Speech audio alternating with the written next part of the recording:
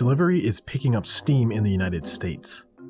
Analysts project a steady increase in the share of delivery sales at restaurants over the next several years. But what's convenient for customers might not be best for the restaurants.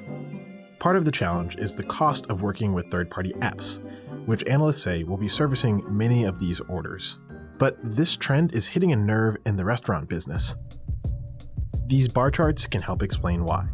This analysis compares meal prices for cost for in-store service and delivery by a third-party app. When restaurants serve food in their store, their margins are up to 69% of the total check. And the same meal, ordered via an app, well, that's the price of convenience for you. Additional costs in labor, packing, and fees to the apps make the profit margin sink to 39% of the total check. On average, food sellers will pay third-party services a fee of 10 to 25% on each order. Vendors who partner with third-party apps also lose control over valuable customer data. For restaurants who want to bypass third-party apps and still get in the delivery game, there are other costs. Consider Panera's delivery business.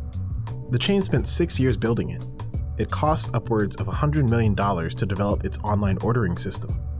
That investment cut into profits for 3 years, but the effort began to pay off in 2016.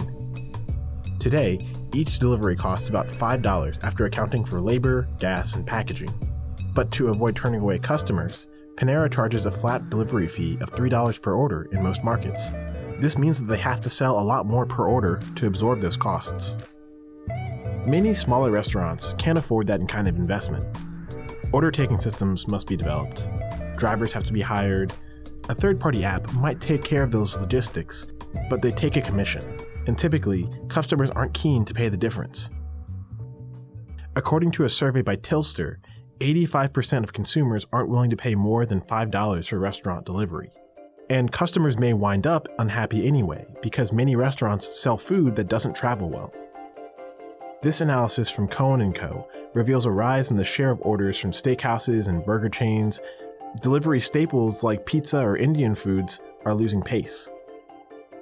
But the businesses that previously dominated the delivery market sold food that can stay tasty for longer periods of time. Whereas, say, French fries, prepped in store, probably won't make it to your doorstep tasting their best.